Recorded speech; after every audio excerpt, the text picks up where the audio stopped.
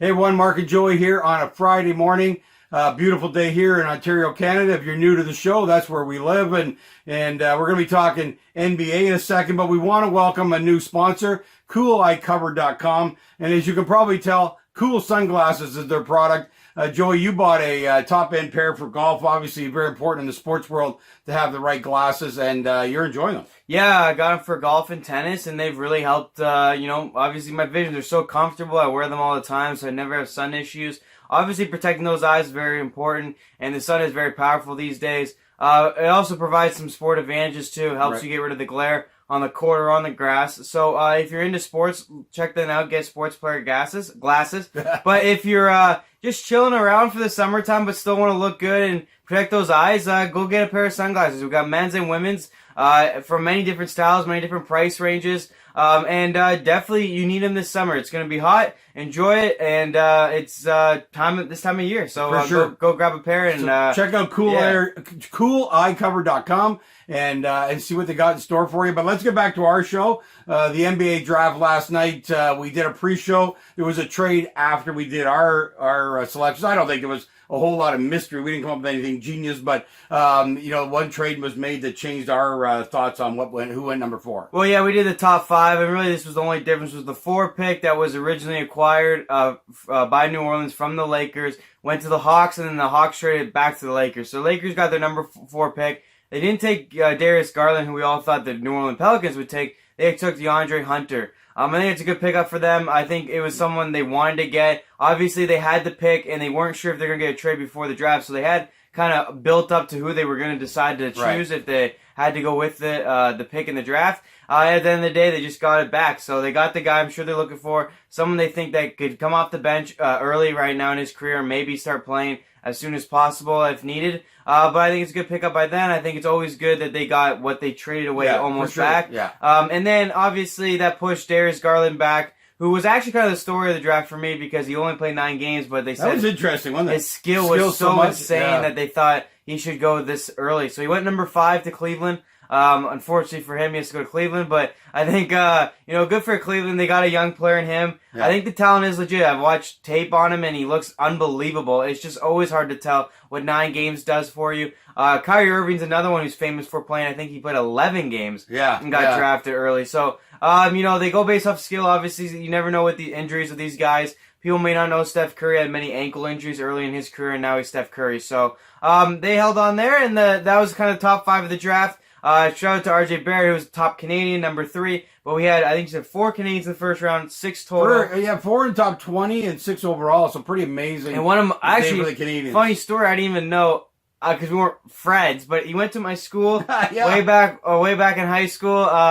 I remember the name when I saw it, but he got drafted by the LA Clippers in the first round, the 27th Well, you pick, are 5'6", so you wouldn't be hanging around with too many guys. No, I'm not hanging 6 feet plus. Yeah, I'm not hanging around basketball players. You're hungry hockey players. Yeah, but golf. I was golf and hockey, but yes, he did go to our school, and he got drafted by the LA Clippers, 27th overall. Congratulations to him. Always good to see a kid from Burlington, Ontario, where I'm from, and most of my life anyway. Yeah. To see people succeed, because it's obviously what I'm trying to do too. It's always good to see, and congratulations to him. Well, very inspiring speech by Barrett's dad, who is actually the general manager of Canadian basketball. Oh, okay. So he's involved in all the development. Our Canadian kid there did a real nice speech, emotional speech about his dad, about being from Canada. I don't know if you saw, but the inside of his suit jacket was a lining of all Canadian flags. So he was really pumping candidates. Obviously, his dad's been very influential in getting. We had more players drafted last night than any other country other than the United States. So when you talk about a country of 37 million people whose hockey is number 1 sport in our country, it's amazing that we're developing this kind of basketball. Credit to the Raptors. We won the championship this year, but it's been 25 years in Toronto of building the basketball culture here. It's obviously working, and his dad, Barrett's dad, has been very influential. They talked to him last night. It was really cool that he was not only able to make other Canadians get in there, but make his son, obviously, mentor his son into being a superstar basketball player. Great for them. Great for Canada. We're looking forward to more of this happening. Quite frankly, as the Raptors build, basketball will continue and continue. In the championship this year, I'll tell you what, I used to run hockey leagues. I ran baseball leagues. I back in the early 90s when the Blue Jays won the World Series, our registration went up by 70%. So look for basketball to go insane. Leonard started it when he came here. The championship will make it even bigger. Look for more and more Canadians now to be entering the NBA because of what the Raptors did and what Leonard did.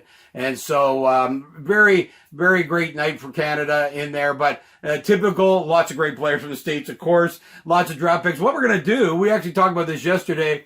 Being drafted number one isn't a guarantee for the team or the player. You did some research. We haven't finalized yet, but we're going to do this as part of an NBA show after the draft. The the amount of number one busts in there and who became superstars drafted later. Leonard being one of them, drafted number 15 and became, obviously, he's been a two-time championship MVP. And so there's other guys out there. We talk about those top 5 guys all the time, but who else might be there? Just look at the whole Raptors team. We didn't have one player who was top 15, and then Leonard was the top one. Wasn't even our draft pick. Right. So our whole team that won the championship was all built up of non-drafts, late drafts. Our only guy I think that we actually drafted ourselves was Siakam, like the 4th or 5th round. Yeah. So, hey, it is what it is. I'd say in basketball, the stars are pretty obvious. Like the guys they love skip high school, like a LeBron, Kobe, they all skipped high school. That's how good they were. Yeah.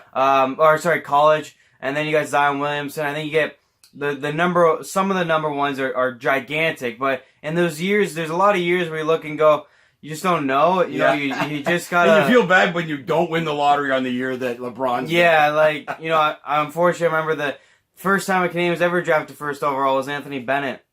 He's not even in the NBA anymore, and I don't know. And even Wiggins he's not been greatest. Yeah, I mean, I think young people guy. had too high hopes for him. I think he's still young, but he's at least stayed in the NBA. He puts up points. Yeah, very valuable player. Maybe one day would be a good addition to a team going for a title. I don't think he's carrying anybody to a title. Yeah. But yeah, Anthony Bennett was the first Canadian to do it, and he's kind of out of it. You just don't know. There's some drafts where like you just see, and there's a mixed bag, and then you can't believe the guys who were maybe drafted later that round or even later in that draft who turn out to be so good. Yeah. And you think, how do you miss it? But they're young kids. I mean, they play high school ball and then they play 1 year in college. Well, college is a different game. It depends on the team you've got on. Some of these guys don't get recruited to top teams, but then their talent shows up through college, but they still don't get that top 5 draft because they haven't been on a marquee program sometimes. You see that, and you see kids out there that develop late. There's all those guys, the very tall guys. They got to overcome their body. I mean, it takes a lot to your body to work into that height and you to learn how to work with that height and not be injured all the time. Lots of factors. But anyway, we did a little study. It's kind of interesting. Speaking of height and you learn your body, 7'7" Taco Fall did not get drafted. Yeah. Which shocked me because he's actually the one in my mind that really hurt Zion Williamson in the tournament. They had a close game there. Could have easily beat Duke.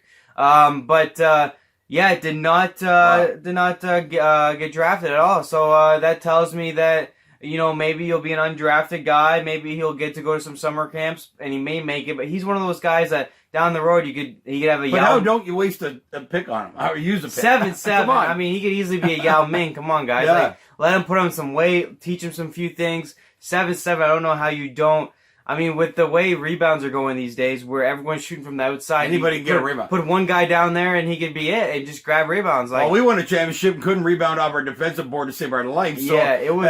Tall guys like that are, it's amazing you wouldn't use a pick for how speculative later picks are anyway. Why wouldn't you pick this guy up? So we'll see what's going to happen the rest of the way. There's been lots of walk-on undrafted guys. We have who is it on our team? Well, Fred VanVleet's the famous undrafted guy, and actually. He was telling a story about how you tell teams not to draft you. Elite, yeah. So that way you don't have to get stuck in a crappy contract and have to go to the D-League and stuff like that. Instead, you get to go to tryouts and can make a team outright. So, not the worst thing. We'll see what happens with him and with all the other guys who didn't get drafted. It's not over yet. Yeah. Good luck the rest of this offseason trying to make a team. Yeah, we're going to be looking forward to that. Free agent news is next. We've been talking about that a lot.